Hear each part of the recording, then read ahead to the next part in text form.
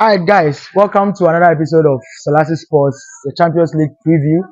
And then today is Champions League night, today, tomorrow.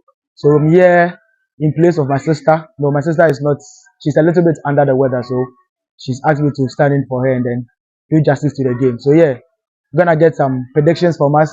She sent her predictions too, so watch out for that as well. And then, expect but nothing but good insight into the game today. So, all right, so we'll go straight into the games. And today we have two big games. I would say big games, not necessarily. Only one, which is the Inter Milan and then the Atletico Madrid game, which I think is a very big game because both teams are playing very well. I mean, Inter Milan are scoring goals like crazy. Atletico Madrid too are also scoring goals with the partnership of Antoine Griezmann and then Alvaro Morata, giving us games, even if those from the bench. We have Memphis Depay, Angel Correa coming from the bench and scoring the goals as well. So I expect this game to give us goals. But the other thing is that both teams are very tight at the back. You know, Inter Milan are a very low block team, very difficult to break. Atletico Madrid as well have good defenders, and their midfield, the likes of Koke and Co, are going to keep it tight in the midfield as well. So, in as much as the attacking are giving us goals, the midfield and their defense are also not allowing goals to penetrate.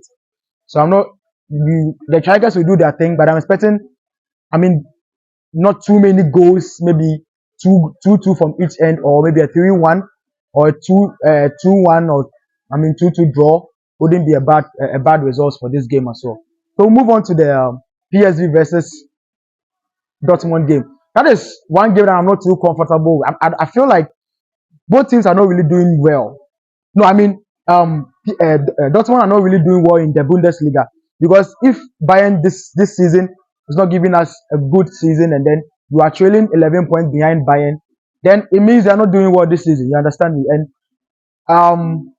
how can the player is like the last 7 games has been scored by one player, which is a very bad precedent, which is very bad. So I feel like PSV has the edge a little bit over Dortmund because they are scoring goals very well, even though they are in a lesser competitive league.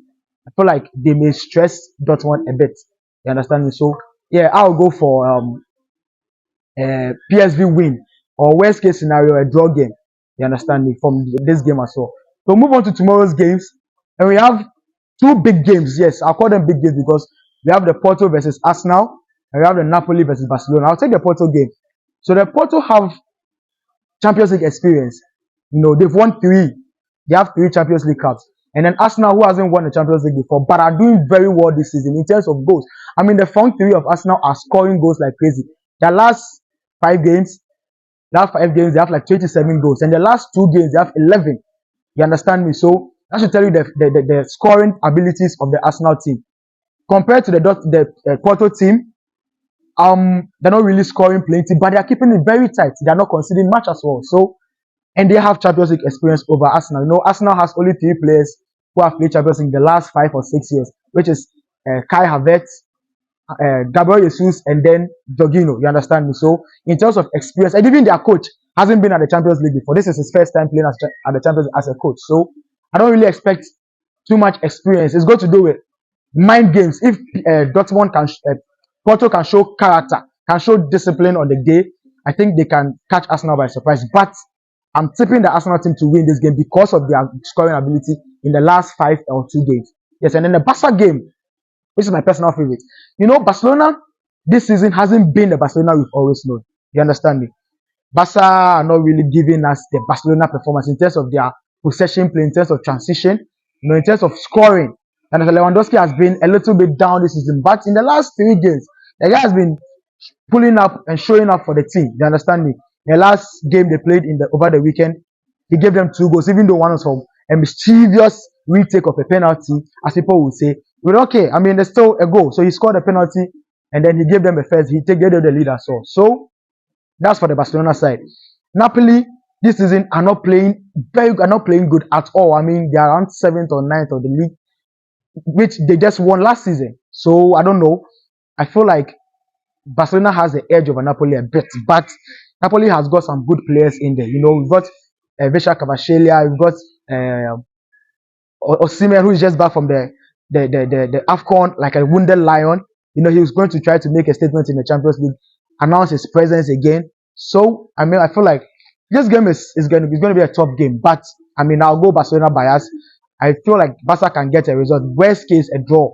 But I mean, a 2-1 win for Barcelona shouldn't be bad. You understand me? In Naples. So yeah. Um, to run it all up, my predictions for the 4 games, I'll go a PSV win over Dortmund. I'll go what's the name? An Atletico Madrid and the Inter Milan game. I'll go both teams to score, but Inter Milan win. So you can take either the both teams to score or Inter Milan win over Atletico Madrid. Then with the Barcelona game as well, Barca slight win, a 2-1 or maybe a draw, a 1-1 draw from the Barcelona and Napoli game. And also the Arsenal game, I'm expecting Arsenal to score so many goals. So a 3-1 over Porto shouldn't be bad, or maybe a 2-0 win over Porto. All right, guys. So like I said earlier, Selassie Sports sent her predictions, so you can chip that in your slips as well. So she will be going in for 7.5 corners for all the 4 games. So I mean, you can chip that in your slips as well, and then you hope for greens. So all right.